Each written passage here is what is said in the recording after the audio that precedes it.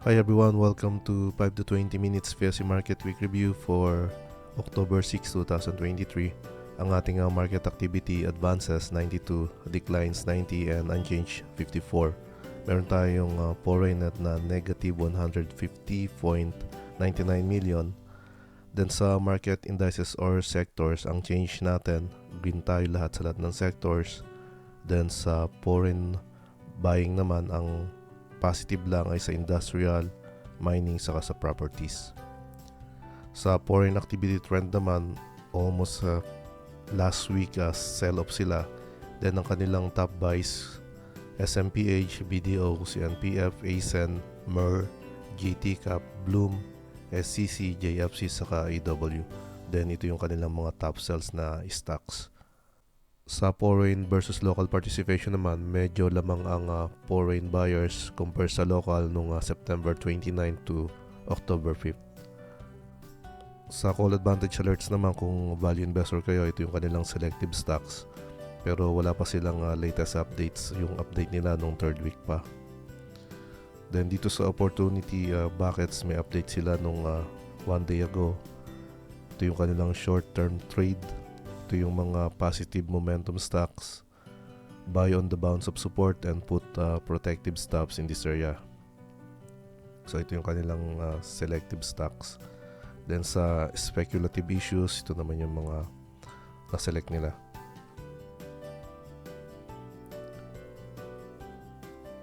Ito namang ating technical analysis sa PSE based sa analysis ni Sir Juan Barredo ng Call Financial.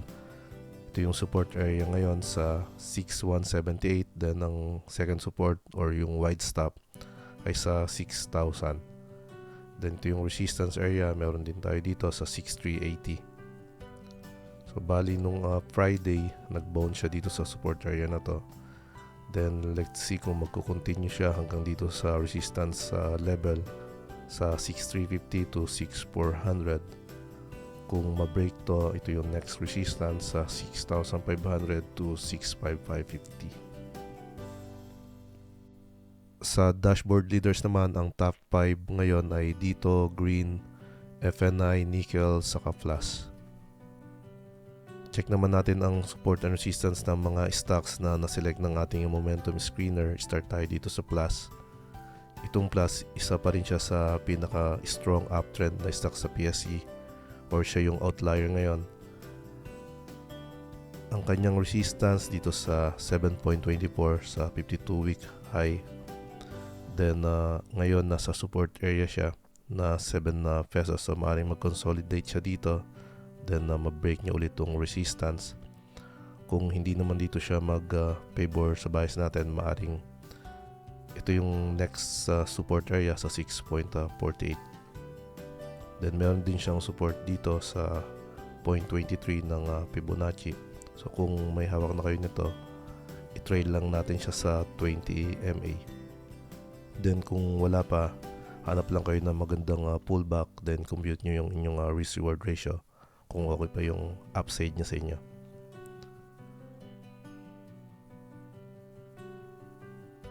Then ito namang VDO, close lang siya sa 50 MA. Then ito yung mga resistance area.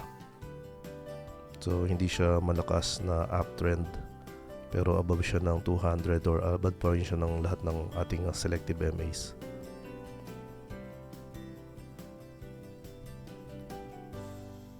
Ito namang GTCAP, nag-close siya sa 570. Then above pa rin siya ng 200 sa kanang 50 MA.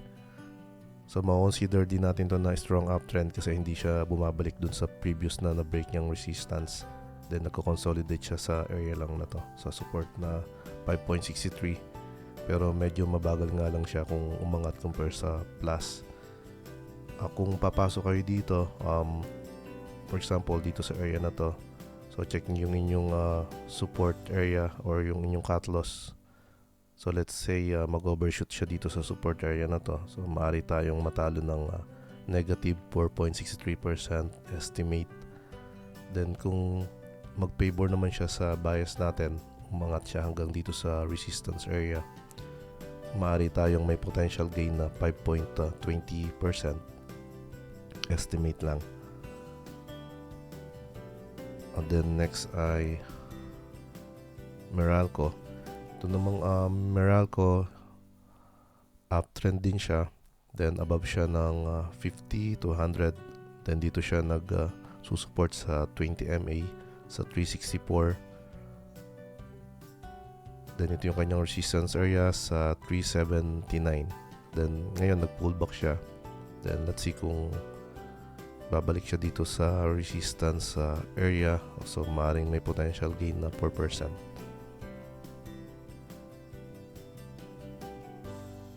Ito na mga dito, trending stock siya ngayon. Bali kung mapapansin nyo itong past few days, mataas yung kanyang volume. Then above na rin siya ng lahat ng ating selective MAs. Dito siya nag-bounce sa support area na 3.11.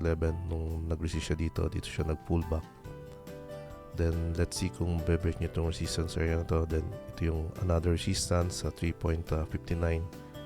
Hindi natin alam kung bakit umaangat to. Baka meron siyang good news.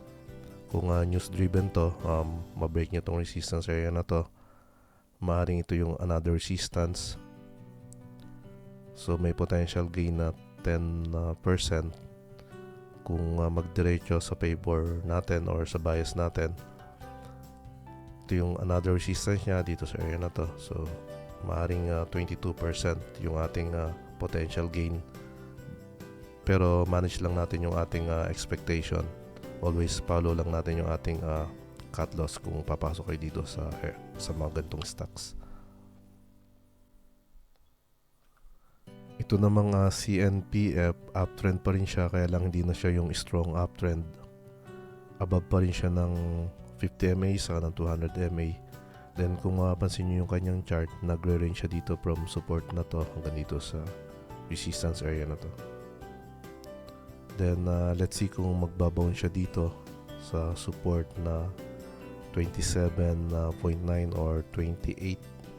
Confluence siya dito sa 0.38 ng Fibonacci. Let's say na papasok tayo dito sa support area na to. So kung pupunta siya dito sa resistance area na 29.58, may potential gains tayo na 6%. Then kung hindi naman mag-favor sa bias natin, may wide stop kayo na hanggang dito. So maaaring malos tayo ng negative 5.34% estimate lang naman. Then let's see kung okay pa sa inyo yung upside nito. Ito namang nickel, kaya napasama sa ating momentum scanner kasi umangat yung kanyang volume. Saka above siya ngayon ng ating selective MAs. Pero kung momentum trader kayo, tingin ko hindi nyo to ite-trade. Pero kung value investor, pwede siguro. Kasi ang kalimitan tinetrade ng mga momentum trader, nagpo-pullback lang dito sa 0.23% ng Fibonacci area. Pero pag dito, medyo marami kasing resistance kung mapapansin nyo. Laki yung resistance niya. Ito namang SEC bounce siya dito sa support area na to sa 33.50. Pero ito yung mga resistance na dapat niyang ma-break dito sa area na to.